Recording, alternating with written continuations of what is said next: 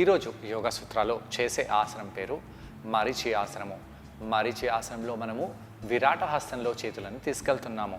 ముందుగా విరాట హస్తానికి కావాల్సిన వార్మప్ చేసి దాని తర్వాత మరీచి ఆసనానికి కావాల్సిన వార్మప్ చేసి దాని తర్వాత ఈ ఆసనం చేద్దాము. బోల్సర్పై కూర్చోండి.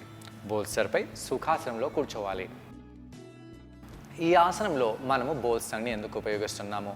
తొడ కండరాలకి బాగా కంఫర్ట్ని ఇవ్వడానికి, దాని తర్వాత వీటిని తిప్పడానికి మనము ఈ బోల్స్ని ఉపయోగిస్తున్నాము. విరాట హస్తంలో చేతులను తీసుకెళ్ళండి. ఇలా చేతులను తీసుకెళ్ళి మనము చేతులని రొటేట్ చేద్దాము. భుజకండరాలలో ప్రభావం బాగా పడేలాగా చేతులని క్లాక్ వైజ్గా రొటేట్ చేయండి. అలానే యాంటీ క్లాక్ వైజ్లో కూడా రొటేట్ చేయాలి. ఎలా అనిపిస్తుందో గమనించాలి.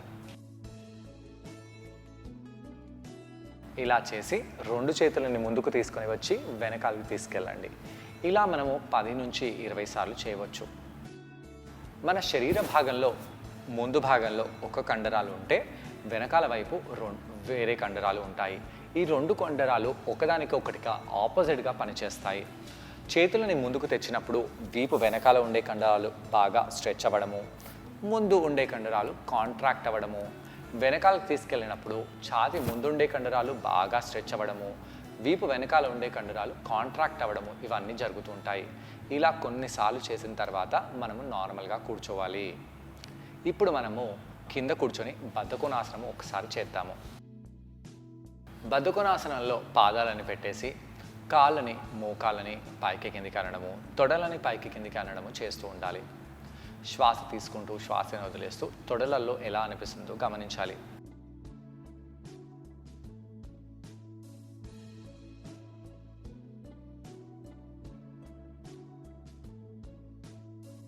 ఇలా చేసిన తర్వాత బోల్సర్పై కూర్చోండి. కుడి కాళ్ళని హిండోలాసనంలో తీసుకెళ్దాము. కుడి కాళ్ళ వేళ్ళని కుడివైపు చేసేసి కుడి కాళ్ళని మనము సైడ్ టు సైడ్ ఆడించాలి. ఇలా కాలుని బాగా ఆడించండి. దాంతో తొడ సైడ్ భాగంలో తొడలో ఉండే కండరాలన్నీ బాగా ఫ్లెక్సిబుల్గా అవుతాయి.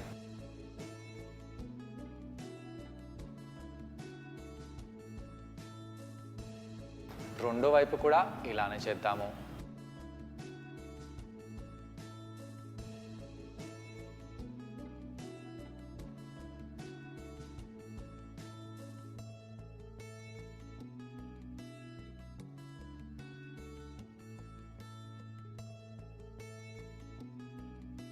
కింద తెచ్చి పెట్టేసేయండి. కుడి పాదాన్ని మనము కాళ్ళని పద్మాసనంలో తీసుకెళ్దాము. ఒకదాని తర్వాత రెండు కాళ్ళని మనం పద్మాసనంలో తీసుకెళ్ళాలి. ఎలా అనిపిస్తుందో గమనించండి.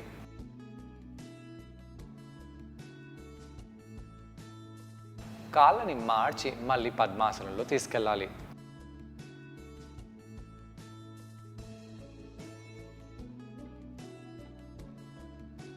ఇలా చేయడం వలన కాళ్ళల్లో బాగా స్ట్రెచ్ అనేది పడుతుంది.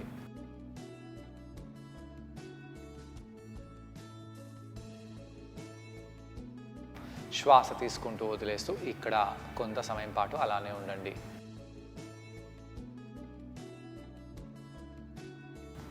నెమ్మదిగా మీ పైనున్న కాలుని తీసేయండి.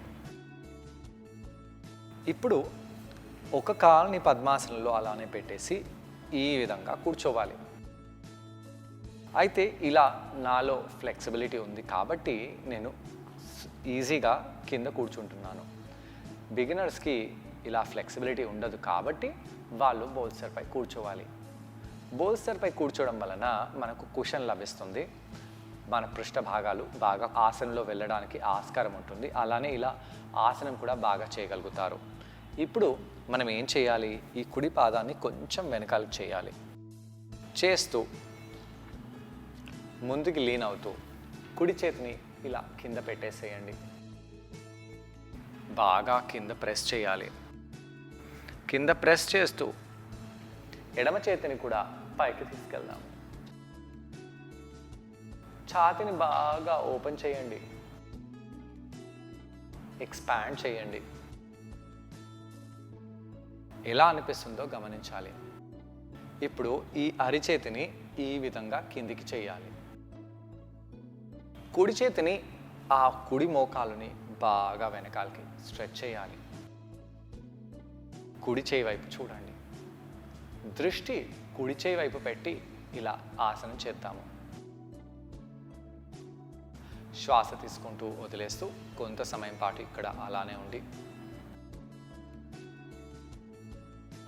నెమ్మదిగా రిలాక్స్ అయిపోవాలి. రెండో వైపు ఇదే ఆసనాన్ని చేద్దాము. కుడి పాదాన్ని పద్మాసనంలో తెచ్చి ఎడమ పాదాన్ని కింద ప్రెస్ చేయాలి.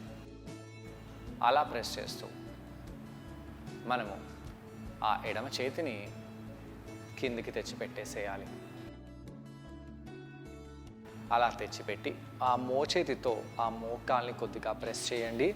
కుడి చేతిని పైకి చేసి స్ట్రెచ్ చేయాలి. ఛాతీని బాగా ఎక్స్పాండ్ చేయండి. ఎక్స్పాండ్ చేస్తూ దృష్టిని ఎడమ చేతిపై పెట్టాలి. ఎడమ చేయి వైపు చూడండి. శ్వాస తీసుకోండి, వదిలేయండి.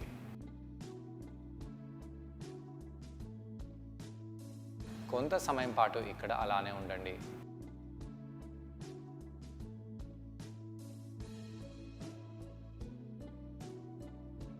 నెమ్మదిగా చేతులని రిలాక్స్ చేసేసి కాళ్ళని రిలాక్స్ చేసి ఆ ఆసనం నుంచి బయటికి వచ్చేయండి. చూసారుగా, ఈ ఆసనం పేరు విరాట హస్త మరీచి ఆసనం. ఈ ఆసనాన్ని మనం కుషన్ సహాయంతో చేస్తున్నాం. ఈ ఆసనం చేయడం వల్ల ముఖ్యంగా వీపు కండరాల్లో మంచి స్ట్రెచ్ లభిస్తుంది. అలాగే నడుంపై మంచి ప్రభావం లభిస్తుంది. అంతేకాదు ఛాతీ బాగా ఎక్స్పాండ్ అవుతుంది. అలాగే తొడలు పృష్ణ భాగాలపై మంచి ప్రభావం చూపిస్తుంది. శ్వాస బాగా తీసుకోవడంలో ఈ ఆసనం ఎంతో తోడ్పడుతుంది. మరి ముఖ్యంగా ఈ ఆసనం డయాబెటిక్ పేషెంట్స్ కి చాలా మేలు చేస్తుంది. అలాగే ప్యాంక్రియాస్ లివర్ పై మంచి ప్రభావం కూడా చూపిస్తుంది.